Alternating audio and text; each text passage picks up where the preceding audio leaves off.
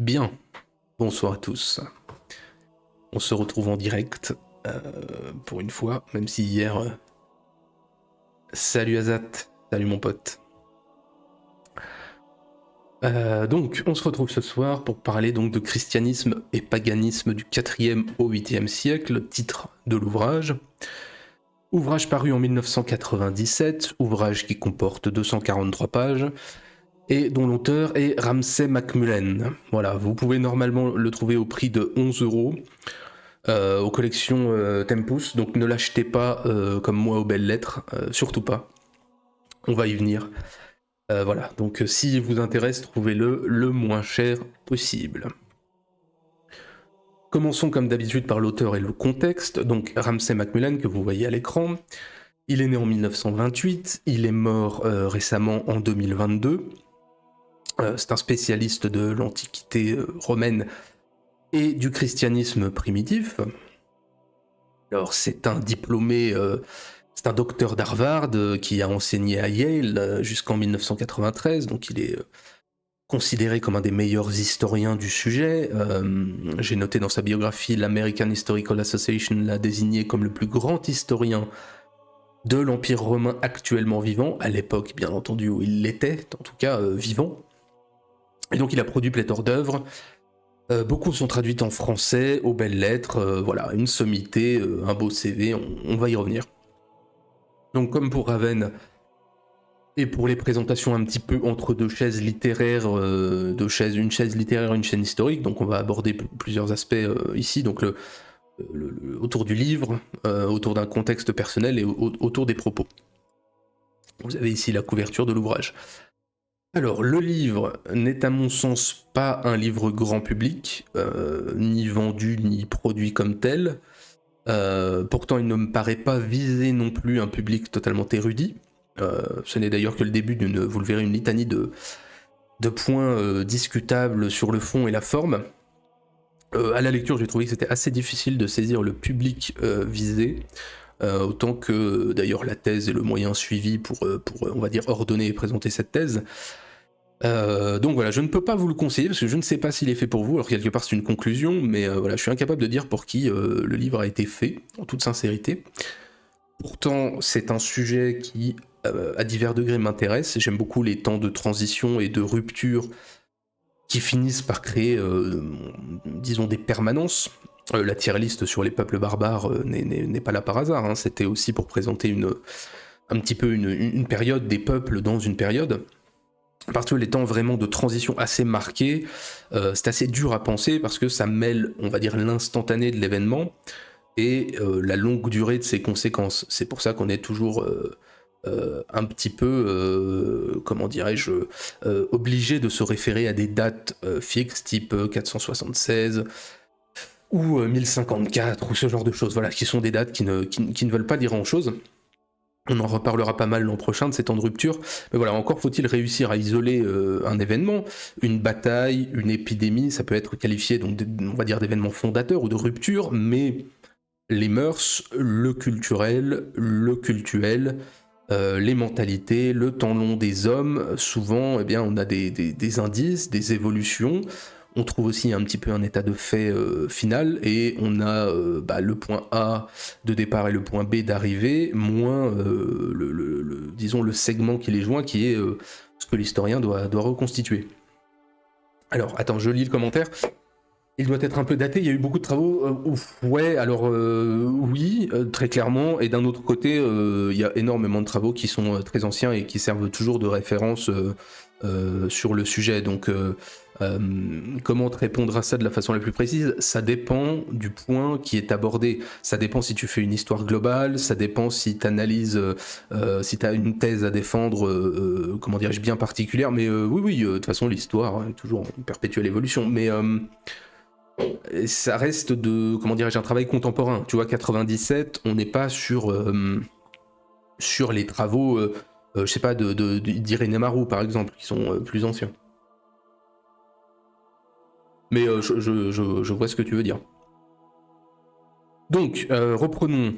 Alors, l'histoire des premiers temps du christianisme, donc, c'est à l'intersection, on le sait, des transitions culturelles, ethniques, en tout cas si on considère les peuples comme des ethnies, peu importe, à la limite on passera ça, des transitions religieuses, des transitions populaires, et voilà, elles se font dans l'Antiquité tardive et le Haut Moyen-Âge, voire pour une part jusqu'au plein Moyen-Âge, et elle produit cette transition des éléments de pensée très marqués, dogmatiques, pragmatiques aussi, très liés, très intéressants par rapport aux éléments plus délicats, divins et humains, avec lesquels ces éléments de pensée doivent traiter. Et finalement, parfois, on se retrouve avec ces simplifications, cet effet de carte, voilà, hop, on met des couleurs et les problèmes du monde sont résolus. Voilà, on sait que c'est un petit peu plus compliqué que ça, et que c'est pas parce que vous vivez dans une partie rouge que vous êtes chrétien, ça a un sens limité. Donc ici, le propos du livre, c'est de tenter de discerner comment la transition du paganisme au christianisme s'est effectuée au temps de la Rome finissante et des États successeurs, puisqu'on est censé aller jusqu'au 8e siècle. Ce qui est quand même au moins une vaste ambition sur 250 pages à peine, et donc ça nous met entre presque l'essai et le livre d'histoire. Alors 35,50€ le livre belles lettres, non, il n'y a absolument aucune illustration. Et encore une fois, non, je déconseille fortement son achat, j'ai fait cette erreur, ne le faites pas. Donc le livre adopte une structure tripartite: persécution, superstition, assimilation, pour tenter de montrer comment les chrétiens ont essayé de surmonter les obstacles, ont concédé au paganisme, puis l'ont digéré. Voilà, c'est un peu ce triptyque-là.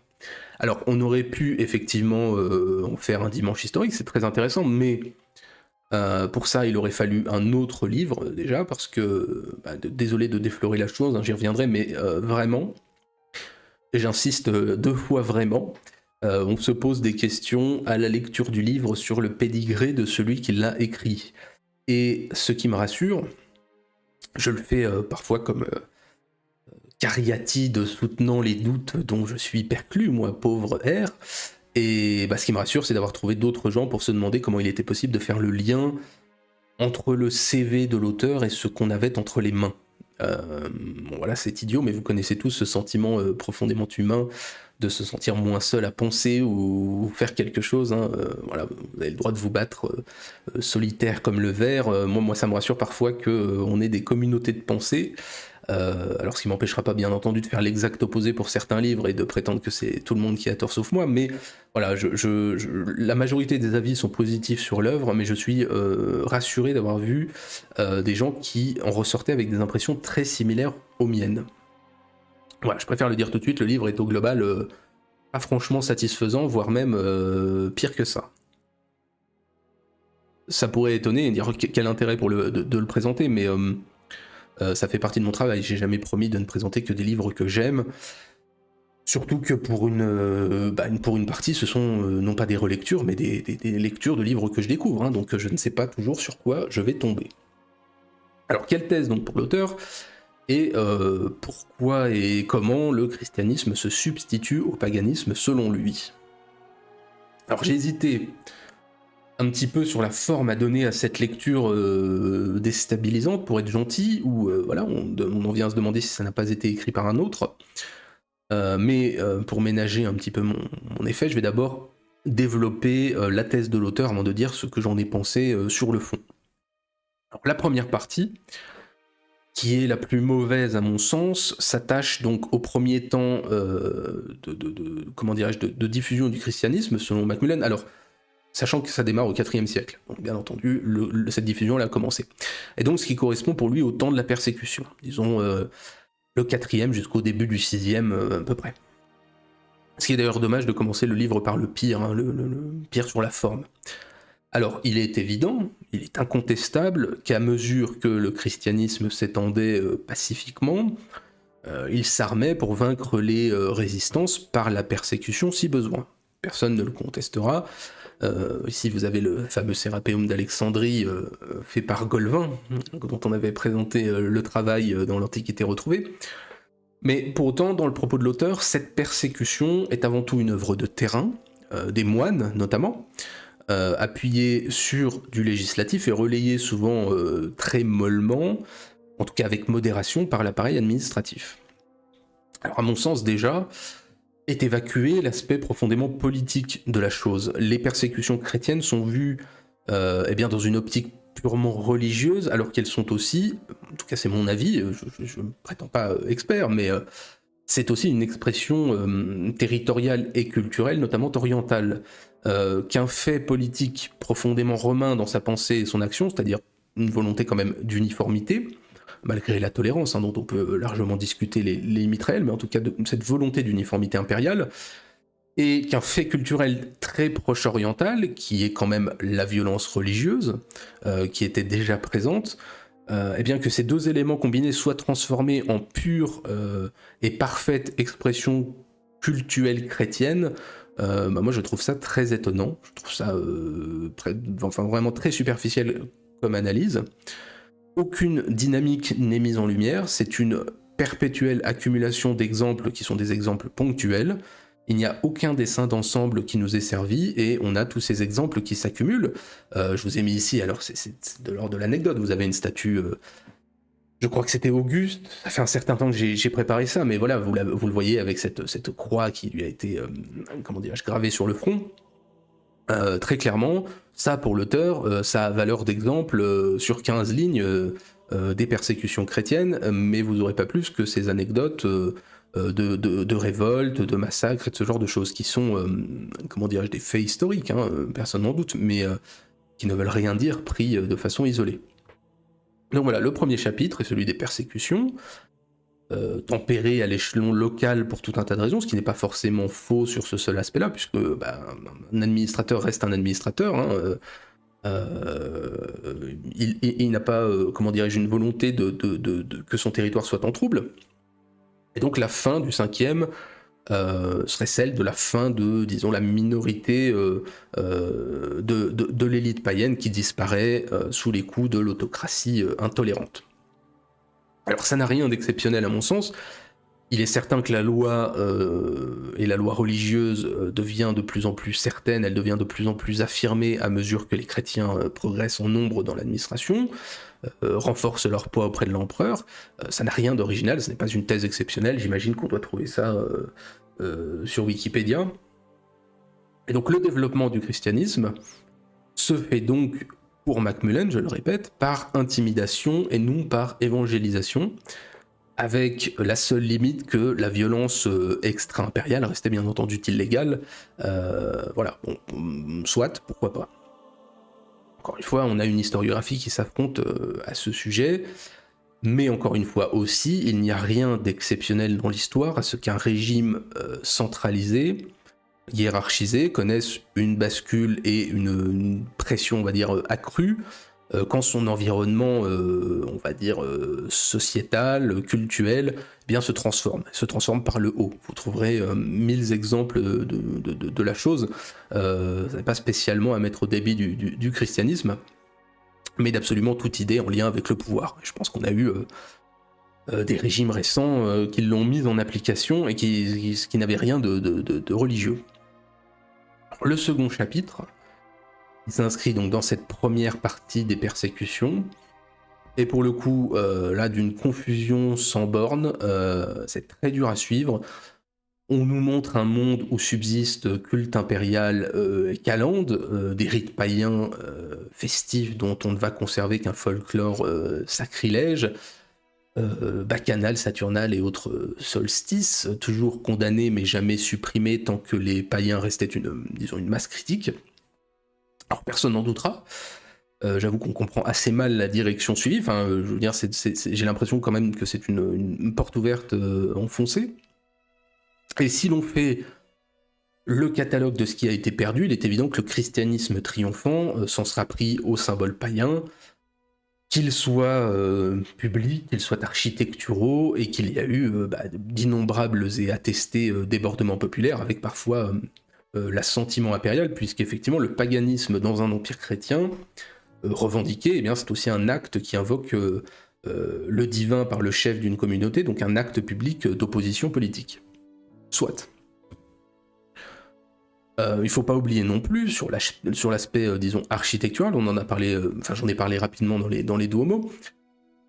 C'est quand même quelque chose de très discuté. On sait que beaucoup de temples païens ont été démantelés par le temps, par le manque d'argent à partir du IIIe, par le non-usage aussi, que finalement il y a eu assez peu de vraies destructions, un petit peu plus de conversions, ce qui d'ailleurs permettra leur sauvegarde, sans qu'on puisse toujours dater à partir de quand. Le Panthéon là, que j'ai mis en image, dont on a parlé dans la tier list des Duomo, sa transformation en église, ce n'est pas avant le début du 7e. Hein, c'est le principe de réutilisation pragmatique d'un monde disparu. Ça n'a rien d'étonnant.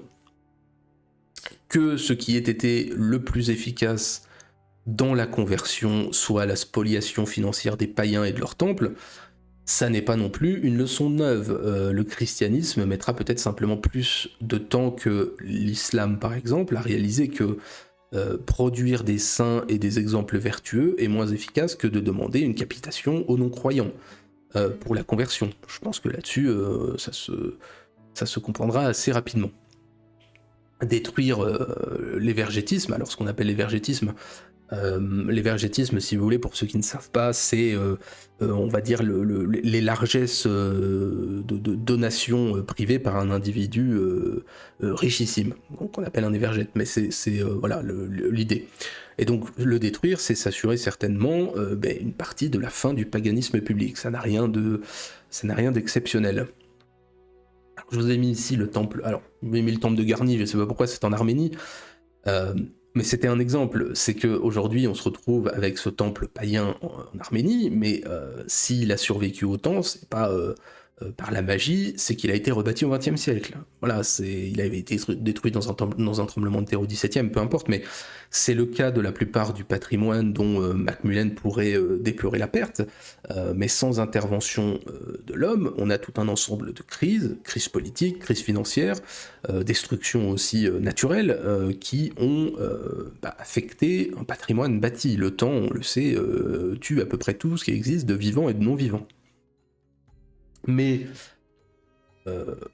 ce fouillis thématique au service, on va dire, d'une cause entendue d'avance ne rend pas forcément service à la qualité du livre. Et donc la conclusion de cette partie pour l'auteur, c'est que le paganisme convenait aux besoins de l'homme du temps.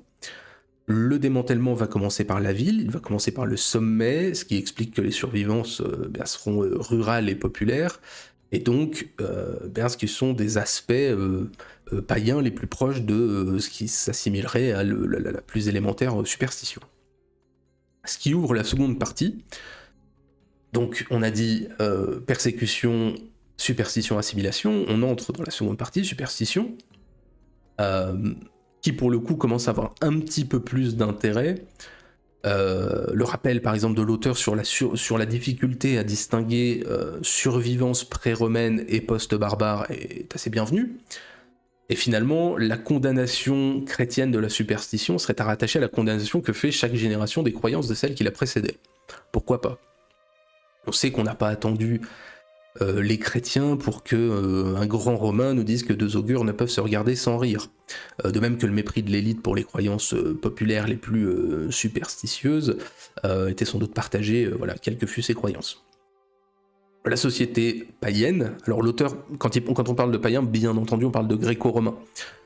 La société païenne étant profondément religieuse, elle charriait un lot de croyances bien ancrées, et effectivement, c'est vrai, il faudra longtemps pour que la critique de ces croyances-là ne porte plus sur ce qu'elles transportent de l'ancien monde, mais sur ce qu'elles sont par nature. Alors ici, alors Toulouse, effectivement, c'est pour ceux qui aiment les pieuvres, mais à la limite moins free peut-être, mais non. Alors là, on a sans doute une des thèses, alors assez peu étayée, parce qu'encore une fois l'ouvrage est court et lacunaire, mais on a une des thèses originales de l'auteur. En fait, le monde romain païen s'achève non pas en philosophie, mais en magie et superstition.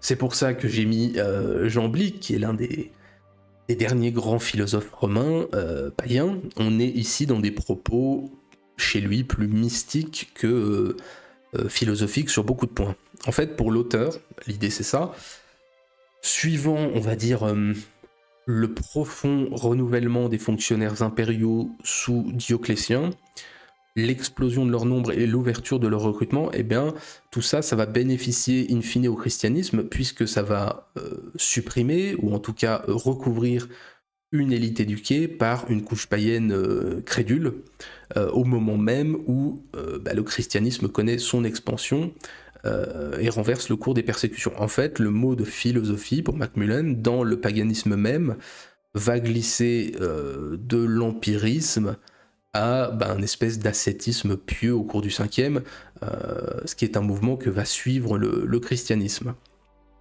Là encore, une idée de l'auteur, faire des chrétiens des opposants à la philosophie rationnelle, empirique, ça me paraît grossir un petit peu le trait et oublier une grande partie des penseurs, tout en utilisant bien entendu à dessein certaines citations bien précises. Voilà, mais quitte à avoir un essai historique, pour une fois, c'est vrai que c'est une idée intéressante de dire que le paganisme, en fait, a dégénéré, et de fait, le christianisme a donc pu s'imposer à cause, non pas d'une force plus grande que le paganisme classique, mais de la faiblesse de ce qu'était devenu le paganisme des derniers siècles de l'Empire. Donc voilà, plutôt que des causes historiques externes, eh bien, la mobilité sociale serait la cause première, puisque l'élite et le peuple, alors qui deviennent plus ou moins païennes dégénérées, construisent une passerelle amovible entre eux, qui est le christianisme. Je cite l'auteur. À l'époque d'Augustin, nous dit-il, le chrétien, le païen instruit et le paysan illettré partageaient les mêmes croyances de base sur le monde où ils vivaient. Alors ce n'est pas inintéressant là aussi, pourquoi pas, mais bon, on est en droit d'attendre une autre démonstration un petit peu plus étayée d'un érudit de ce niveau, autre chose qu'une phrase lapidaire. In fine, la thèse, ce serait qu'avec la disparition des centres d'enseignement, la baisse du niveau d'instruction des empereurs, l'apparition d'une élite dite populaire, donc issue du peuple, du bas peuple, eh bien on va renforcer le discours anti-empirique et donc détruire la philosophie classique païenne. Alors, encore une fois, on part d'un postulat qu'il faudra considérer comme admis. Voilà, ne lui demandez pas de vous démontrer quoi que ce soit, c'est comme ça, et vous prenez ce qu'on vous donne. Je vous ai mis Sainte-Sophie parce qu'on est donc assez impressionné par ce que pouvaient bâtir des gens sans instruction. Passons. Alors, il est incontestable, au vu des écrits des pères de l'Église, que les superstitions, c'est vrai, étaient acceptées. Le miracle est un enfant du siècle, ou en tout cas, on va dire un revenant du monde naturel pré-philosophique, et donc croire que les saints font revivre les morts ou chassent la grêle ne serait donc pas le produit d'une crise historique, ni d'ailleurs un fondement chrétien, mais un retour de la loi naturelle païenne expurgée de son empirisme. Et je vous ai mis un saint céphalophore, puisqu'effectivement, pourquoi pas, quitte à croire des choses, on peut effectivement croire que des types se baladent avec leur tête entre les mains. Et donc l'irruption du merveilleux, ce n'est pas une rupture du Haut Moyen-Âge, mais une continuation de cette Rome populaire, où, bien dans tous les troubles que l'on connaît, eh bien, la recherche de vérité philosophique aurait cédé à la recherche d'autorité. Et en gros, le christianisme, ce serait la philosophie moins la sagesse. Bon, pourquoi pas ? Oui, bien sûr, les croyances. En fait, c'est pas l'idée. Les croyances païennes, ça demanderait. En fait, c'est ça que je reproche aussi au livre. T'as ton commentaire ouvre une porte et c'est sans fin. C'est-à-dire que parmi le peuple, lequel ? Le peuple des villes, le peuple rural, l'élite, le bas peuple. Qu'est-ce que c'est qu'une croyance païenne ? Qu'est-ce que l'Église a intégré et considère comme faisant partie de ses pratiques admises ? Qu'est-ce qu'elle rejette ? Qu'est-ce qu'elle condamne ? Qu'est-ce qu'une pratique païenne ? T'en retrouveras dans la vie quotidienne du 19e siècle. Tu retrouveras encore certaines pratiques. Donc mais c'est douteux, mais si tu veux, lui a tendance à être complètement d'accord avec toi, mais pour lui ce serait une remise en cause de toute la structure et de comment s'est passée cette transition-là. Enfin bref, on a un effet de miroir entre une superstition païenne qui serait rejetée par l'Église et une superstition chrétienne qui serait une révélation faite aux basses classes et qui serait rejetée par le paganisme philosophique. Voilà, bon. Pourquoi pas ? Et donc dans la troisième partie, mais à la limite c'est une thèse, donc c'est pas forcément là-dessus que je vais faire porter ma critique, même si je déplore qu'elle soit assez peu étayée. Et donc dans la troisième partie, l'auteur aborde le sujet de l'assimilation. Alors, est intéressant sur certains points, un petit peu plus convenu sur d'autres. Et donc l'auteur a au moins, et ça je le concède, le mérite de resituer la religion païenne comme coutume et tradition, vrai ancrage civilisationnel, et non pas comme une sympathique croyance dans les arbres ou une simple adoration sans caractère vraiment identitaire. Et on a une assimilation, c'est vrai, qui est factuelle sur certains points, qu'on a conservé, le chant, la musique liturgique, d'autres qui ont disparu aujourd'hui mais qui ont existé, qui ont fait transition. Le banquet parmi les morts, je vous ai mis une catacombe qui est à Malte, je crois que c'est à Rabat, et c'est vrai que quand vous allez dans les catacombes à Malte, vous avez encore dans certains endroits ces grandes pierres centrales qui effectivement servaient à manger aux chrétiens près des tombes de leurs défunts. Le culte des martyrs, c'est vrai aussi, c'est le besoin de s'attirer les bonnes grâces des défunts, une conciliation des morts qui vient sans doute de très loin dans l'histoire. Alors ne comptez pas pour Macmillan le moyen, mais les buts chez les pères de l'Église. La thèse de l'auteur, qui est sans doute assez juste, mais qui est là encore avancée par la multiplication de pointillés historiques, est que, pendant des siècles, une large partie des croyants n'étaient pas chrétiens de naissance et devaient amener avec eux leurs croyances précédentes, l'Église faisant sur ce point, contre mauvaise fortune, bon cœur. C'est sans doute vrai. Le martyr devient un intercesseur de moyen niveau pour des problèmes, on va dire, sur lesquels on ne peut pas importuner la grande divinité. Et il est incontestable que les saints, comme les martyrs, agissent parfois sur un modèle païen, de même que les moines, on le sait, se font, comment dit-on, thaumaturges, et on consulte ces derniers comme on consultait les sages et les magiciens antiques. Hein, la croyance, on va dire classique, nécessitait qu'ils fussent miraculeux. Transition des hommes, donc, transition des lieux aussi, c'est tout aussi incontestable que l'on construisait sur les lieux païens détruits, ou au moins de façon proche de ces derniers. Comme j'ai dit, hein, les réemplois sont pas si courants au tout début, mais c'est certain qu'on faisait ça pour ne pas désarçonner les locaux, pour conserver l'aspect essentiel du paganisme qui était la sociabilité religieuse, voilà, ça n'a rien de surprenant. Et finalement, la conclusion de tout l'ouvrage, elle aurait presque suffi au livre, parce qu'elle a le mérite de raccourcir un peu la chose. Il est certain, je pense que personne n'en doutera, que le christianisme a bâti lentement sa rhétorique, sa célébration, sa liturgie, sa gestuelle, son architecture. Je pense pas que qui que ce soit en doute, hein, le divin est le divin, l'homme est l'homme. Et il est aussi certain que son explosion, si on pourrait dire, en tout cas que sa progression à partir du 4e a amené de nombreux convertis qui vont jouer un rôle important que l'Église ne pouvait pas pragmatiquement ignorer, ça c'est une certitude. Ah, si t'aimes bien les hommes rigolos, tac, tu le passes en vert, et bah tiens, regarde un homme rigolo. Lui, c'est un vrai homme rigolo. Et donc, en gros, le paganisme a perduré, je vois pas comment il pouvait en être autrement, le peuple va retomber en superstition sans que le christianisme n'y joue un rôle, l'élite va ouvrir un petit peu les portes à ce flot, l'Église va surmonter tout ça en englobant tout le monde avant de le digérer, réussite et échec, donc, mais voilà, à titre personnel, je pense que l'ombre romaine devait perdurer parce qu'elle était surtout plus que religieuse. Et je trouve que réduire son aspect à une dimension païenne, ça me paraît assez contestable. L'auteur parle d'un système païen qui va s'imposer à l'Église. Moi, je pense que c'est un système politique et un poids historique qui va devoir la forcer à composer avec tout simplement la gloire de l'Ancien Monde.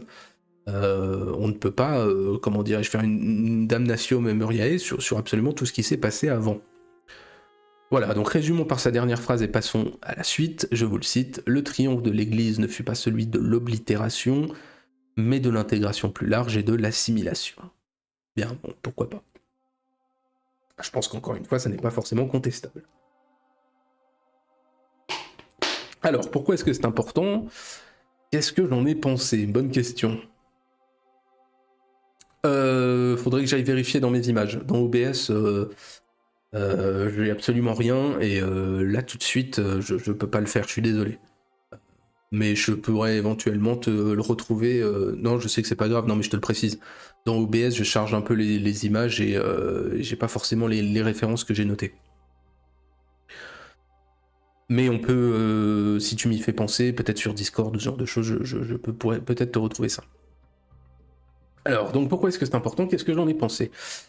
Alors, on pourrait trouver des qualités à l'œuvre et dire qu'il est cocasse de voir quelqu'un déplorer la fin il y a 1500 ans d'un monde culturel et spirituel remplacé par un autre, hein, plus ou moins violemment, et littéralement ce qu'on connaît depuis toujours, hein, on pourrait faire le même discours depuis 1789, mais ma critique ne porte pas là-dessus, ce n'est pas le problème du livre.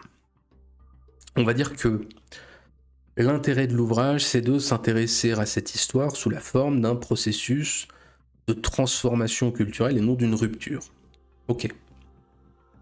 Plus que pour Macmillan, l'Ancien Testament préfigure le Nouveau, c'est le monde païen qui préfigure le christianisme. Alors, c'est sans doute excessif comme idée, mais bon, ce n'est pas forcément sans intérêt. Ça n'a rien de nouveau, mais c'est à la fois un impensé chez certains et un argument vaguement antichrétien chez les néo-païens ou critiques du monothéisme, comme si le christianisme avait été non pas obligé d'assimiler le monde ancien, mais l'avait occulté, et voilà, qu'on trouvait des traces de cette occultation en cherchant dans des caveaux poussiéreux, alors qu'absolument tout est sous nos yeux.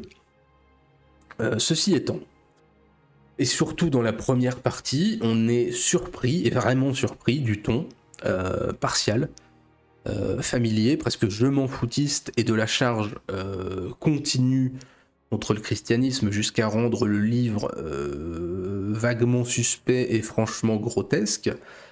On a vraiment cette impression d'accumulation volontaire de détails, qui sont des détails sans importance historique, pour accabler le christianisme.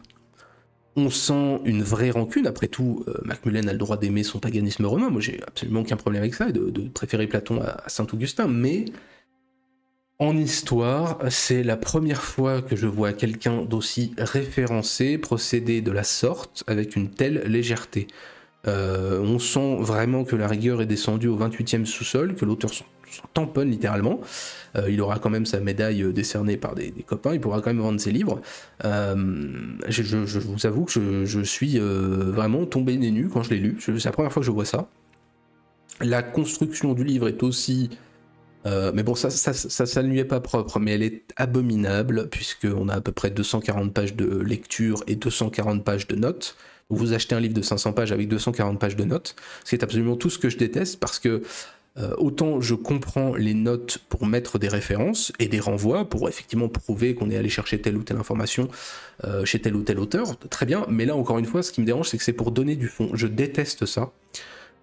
C'est cette manie, alors parfois dénoncée par certains auteurs qui souhaitent réellement s'adresser aux lecteurs, mais c'est cette manie-là, c'est cette technique vicieuse qui consiste à évoquer qu'il existe quelque part ailleurs une substance qui serait susceptible de nourrir votre intellect, alors qu'en fait elle devrait se trouver dans le texte qu'on lit. J'ai d'ailleurs la même répulsion pour la plupart des vulgarisateurs d'internet et leur renvoi aux sources, parce que si vous avez besoin de renvoyer aux sources, c'est qu'il y a un souci. Je veux dire, dans ce cas-là, intégrez-les. Je grossis le trait, hein, bien entendu, et puis Internet n'est pas la même chose, on n'est pas sur le même travail, là on parle d'un auteur extrêmement référencé.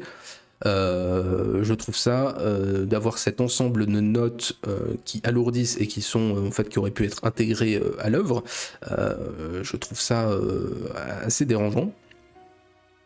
Ensuite, le premier choix de l'auteur de faire commencer l'analyse au IVe siècle, on va dire bien tassé, c'est donc assez largement après Constantin Ier. C'est assez discutable, hein, parce que c'est une époque de transition, c'est vrai, mais c'est aussi un choix assez favorable, puisque ça permet de prendre le christianisme comme, entre guillemets, religion d'empire et évacuer sa genèse. Ça devient comme ça un objet posé, là, qui convient d'étudier à partir de sa seule présence et non pas de son émergence. Et donc, dans l'optique de ce qui ressemble à un combat pour l'auteur, ça permet d'évacuer la période antérieure, donc d'évacuer la posture de victime du christianisme, ainsi que les raisons de la séduction du message chrétien, pour lui donner le rôle du triomphant persécuteur. Le christianisme, ça devient une espèce de magie qui séduit les foules par miracle quand ça n'est pas par coercition. Alors je dois avouer que je ne comprends pas si l'auteur est profondément profondément à ce qu'il pense être l'originalité de sa thèse, ou si la défense de sa thèse impose des choix hautement contestables. Je passe sur certaines approximations que je pense être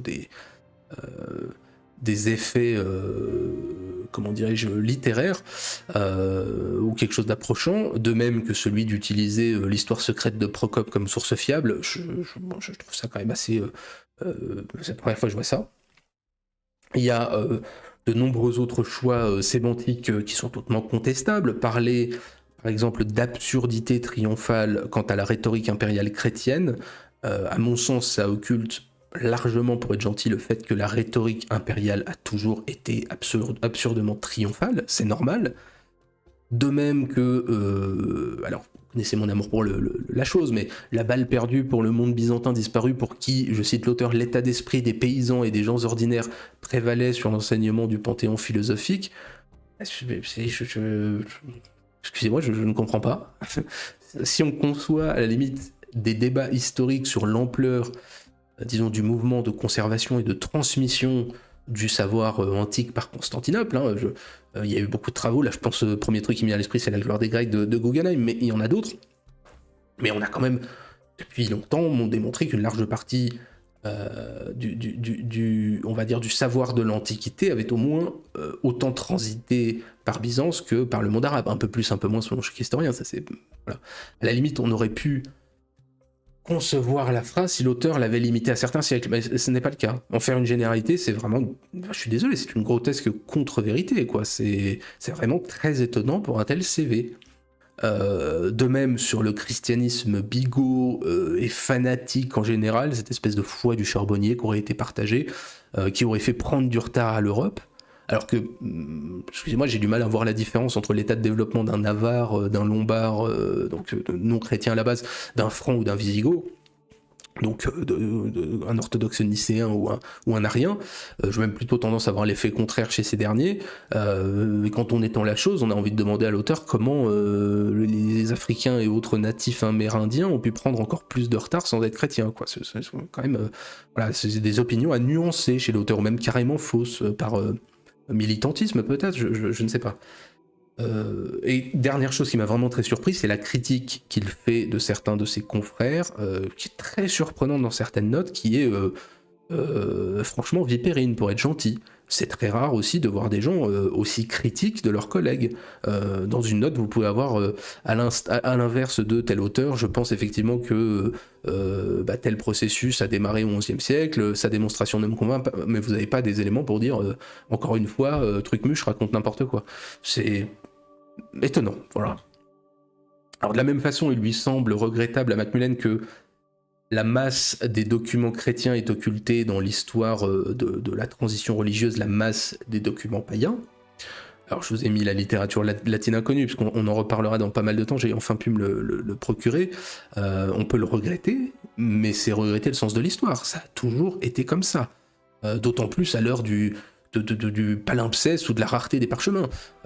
C'est oublié, comme le met là en image, c'est pour ça que je l'ai choisi, le livre présenté, que le problème n'est pas forcément religieux, ce sont les 3/4 des textes, qu'ils soient religieux ou comment dirais-je, séculiers, qui ont disparu à tout jamais pour un tas de raisons depuis 2000 ans. Ça n'est pas propre au christianisme, c'est propre aussi aux vainqueurs de l'histoire. De la même façon, les habitudes antagonistes et le pragmatisme dans les débats, ça n'a pas disparu aujourd'hui non plus. Parler de partialité des chroniques chrétiennes, ça doit être une sorte de plaisanterie, mais à quel moment une chronique n'est pas, ne présente pas une certaine partialité, ou alors il a oublié même à quelle époque il vit aujourd'hui. Enfin, voilà, il l'a écrit en 1997. Comme si tout pouvoir n'écrit pas pour lui-même. Enfin, on a le droit d'adresser ce reproche au christianisme, mais il est en fait adressé à tout le monde, puisque c'est à peu près la même écriture de l'histoire qui est faite par une civilisation, par un vainqueur, sur lui-même avant tout. C'est pareil logique. Je regarde les commentaires. Daniel dans la fosse au lion, oui, tout à fait, oui, bien sûr. Daniel dans la fosse au lion, très, très connu. Il y a des tableaux très connus il y a même un des tableaux qui est réutilisé pour le second album de The Sound, qui est un des plus grands groupes de post-punk qui n'a jamais foulé la planète Terre. Et l'histoire secrète, bien sûr, de Procope, mais à ne jamais utiliser comme source fiable, c'est une certitude. Ce qui n'empêche que Procope de Césarée est par ailleurs un historien, quand il écrit sur donc les différentes guerres, hein, j'en ai parlé, des guerres gothiques, la guerre contre les Vandales aussi, et les guerres contre les Perses, c'est un historien, non puisqu'il est contemporain des événements, mais en tout cas c'est un chroniqueur qui est d'une précision et d'une plume redoutable. Alors la méthodologie, ouais, c'est un petit peu ça, envie de choquer et soulager ses erreurs sans aucun doute, mais c'est très dur les historiens se débattent encore de savoir si c'est vraiment lui et pourquoi, et très étonnant parce que par ailleurs il a fait l'éloge de Justinien sur certains autres points, enfin c'est très étonnant. Mais bon, on en reparlera peut-être un jour. Si tu veux venir nous parler de Procope de Césarée, c'est avec grand plaisir. Moi, j'aime beaucoup la lecture de Procope. Donc, la méthodologie ensuite que l'auteur a suivie est assez contestable. Je trouve que il met très souvent ce qui gêne sous le tapis. Il accumule ad nauseam des exemples qui sont des exemples ponctuels. Il tire un modèle général d'événements qui sont éloignés de plusieurs siècles et de plusieurs milliers de kilomètres. Et en fait, plutôt que le comment, dans la démonstration, on a l'impression que la volonté, c'est de démontrer tout simplement un caractère négatif au processus. C'est très étrange, ça rend la lecture, surtout le premier tiers, franchement pénible. On a un rythme d'exemples épileptiques, une accumulation, un catalogue, quoi, avec seulement quelques pauvres pages d'analyse à la fin. J'ai eu vraiment du mal à comprendre l'idée. J'ai pris l'exemple dans mes notes, j'ai noté les déesses féminines invoquées dans les cultes anciens, ou les positions des prêtresses qui sont utilisées comme preuve de cet œcuménisme païen. C'est assez étonnant quand on connaît l'importance de la Vierge, alors certes pas avant le 4e, 5e, mais des saintes, des moniales, de ce que vous voulez. Les femmes, on a envie de lui rappeler qu'elles sont admises à l'église, mais pas au stade olympique, dernière nouvelle. Et si on veut faire de la société romaine le paradis des femmes, je nourris franchement quelques doutes. C'est même très franchement ridicule. On a l'impression vraiment qu'il envoie tout valdinguer, toute la poussière sous le tapis, et tant que ça permet de montrer du doigt le christianisme, la rigueur n'est pas de mise. Ce qui est d'ailleurs, tout en prétendant par ailleurs que le christianisme est un continuateur, ce qui n'a pas de sens, puisque s'il est un continuateur, on voit mal le statut de la femme gréco-romaine comme favorable. Dans ce cas-là, il y a un problème dans la logique et l'ordonnancement de sa pensée, mais bon, voilà, c'est ce genre de point, ça désarçonne vraiment sur la qualité de celui qui l'écrit. C'est je trouve assez indigne d'un historien, et on a vraiment l'impression d'une rancune, vraiment. C'est d'autant plus dommage. On a beaucoup de livres qui ont une vision un petit peu rose bonbon de l'émergence du christianisme, qui aurait utilisé persuasion et exemplarité, qui a été toujours cloué au pilori. Voilà, ça, comment dirais-je, met de côté très souvent la force nécessaire qu'il y a à mettre en place pour triompher des réticents. Et moi, je demande pas ça. Je demande pas non plus le contraire total. Ça me paraît, les deux visions me paraissent fortement excessives. On a d'autres livres sur le sujet qui me paraissent mieux écrits et plus pertinents. Alors j'en ai pas beaucoup dans mes bibliothèques, je suis allé voir.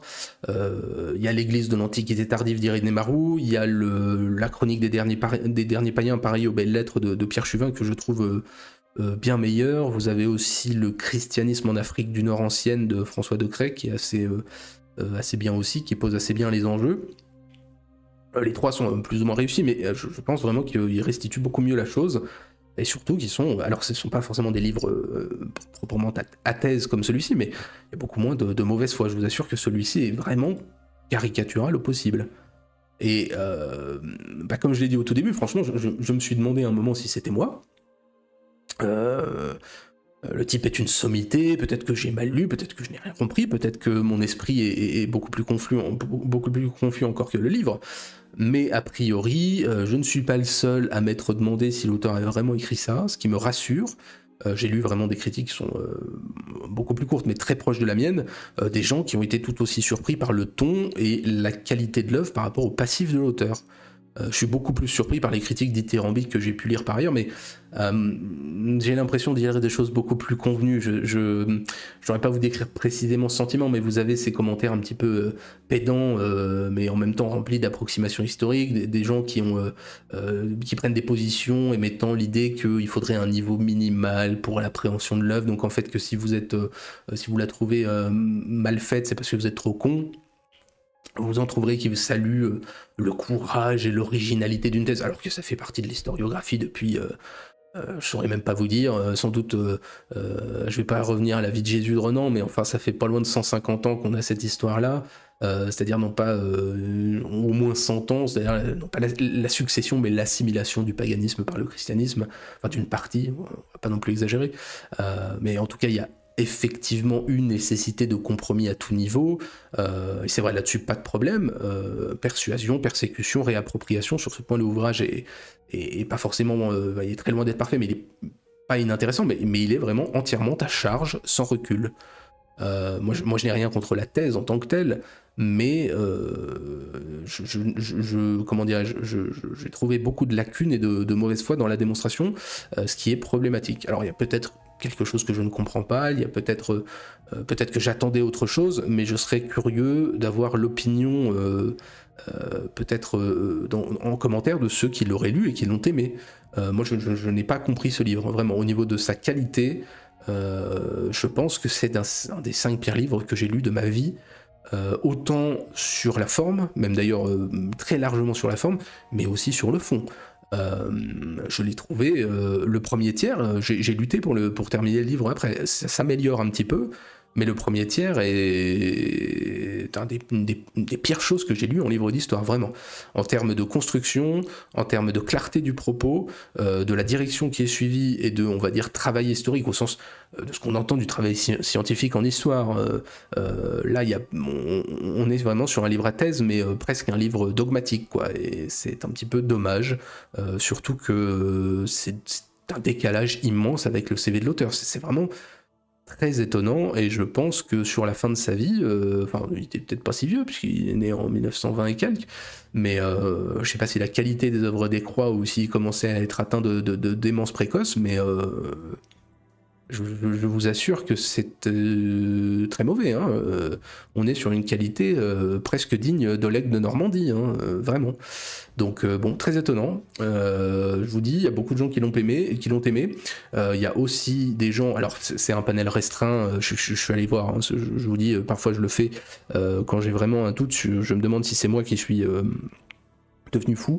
Parfois je vais voir les avis des lecteurs, et ça m'a rassuré de voir vraiment des gens qui avaient ressenti ce que j'ai ressenti moi, quasiment pile poil, quoi. Et donc je me dis que je dis pas qu'on a raison, mais je dis qu'il y a chez certaines personnes, que ça déclenche chez certaines personnes quand même des vraies critiques de fond et de forme. Voilà, alors j'en termine avec une phrase et une note. Je vous lis cette phrase: les convertis se souciaient peu de querelles doctrinales. Je voulais que je vous dise, c'est le type de phrase qui nous pond, c'est pas vrai. Enfin, je dirais pourquoi, comment, est-ce qu'on a des choses.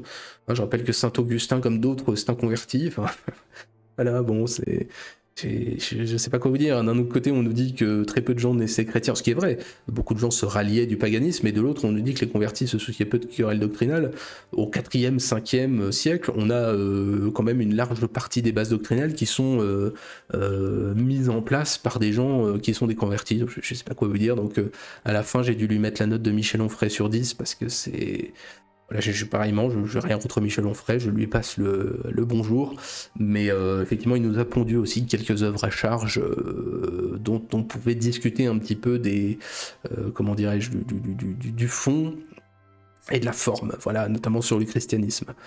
Mais je ne me fais pas le croisé et paladin défenseur du christianisme. Je vous assure que si le livre avait été construit dans une optique miroir inverse de destruction du paganisme, et d'une ode à un christianisme qui aurait été pur et parfait, j'aurais émis les mêmes critiques, hein, très clairement. Ce n'est pas la thèse qui est soutenue qui me dérange, elle est même assez juste sur, on va dire, cette assimilation du christianisme, mais d'un autre côté, ça c'est une porte ouverte. On se doute bien que le paganisme n'a pas disparu du jour au lendemain, effectivement, qu'il a dû être intégré en partie et digéré, mais le ton de l'œuvre laisse pantois. Voilà, vraiment.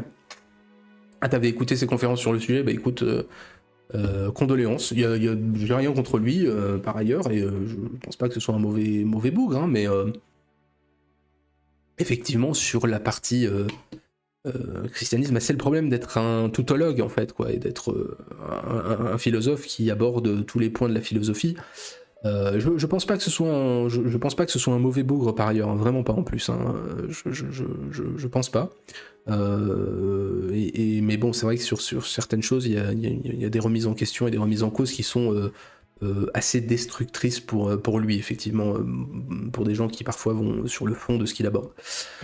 Bref, bon, je suis pas philosophe pour de rond. Donc, mercredi, Pierre vient nous parler de La Bête dans la jungle. Ça va être, à mon avis, très intéressant. En tout cas, j'ai hâte, puisque c'est un auteur que j'ai jamais lu et dont je pense que les récits doivent être très intéressants.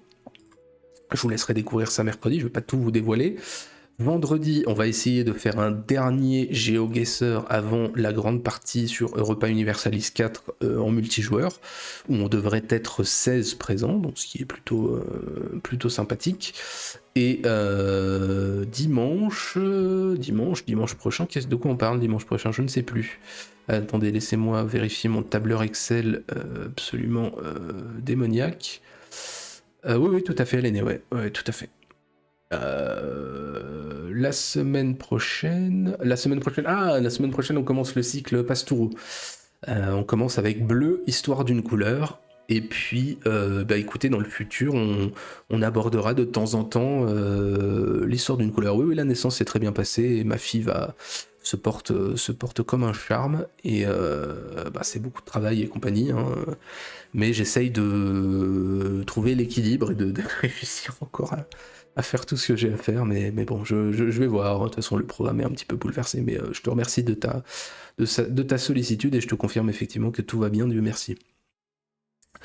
Donc sur ce, écoutez, les couleurs déjà, les animaux, on verra, ouais, effectivement. Après, ça s'adresse plutôt à ceux qui les ont jamais lus, pour donner envie, bien entendu, et puis pour donner une forme d'introduction. Effectivement, à l'histoire d'une couleur, c'est toujours assez intéressant. Et puis, les livres en eux-mêmes sont assez légers, donc quelque part, la restitution n'omet pas forcément grand-chose du contenu. Sont des livres qui sont assez plus graphiques que littéraires, donc les présentations permettent d'avoir une première vue, effectivement, de l'histoire d'une couleur, et puis ça reste un enrichissement de la culture générale. Bon, et bien écoutez, Azat et éventuellement les silencieux qui seraient là, je vous souhaite à tous une bonne fin de soirée, bonne semaine plutôt, parce qu'on est dimanche, et puis ouais, bien sûr, à la prochaine, passez quand vous voulez, et puis pour ceux qui regarderont ça en différé, je vous souhaite à tous une bonne semaine. On se retrouve normalement mercredi avec Pierre, vendredi aussi, et dimanche, voilà, suite des hostilités, suite classique, même si parfois je serais peut-être amené à ne pas streamer pour des raisons familiales. Allez, je vous embrasse tous, à bientôt.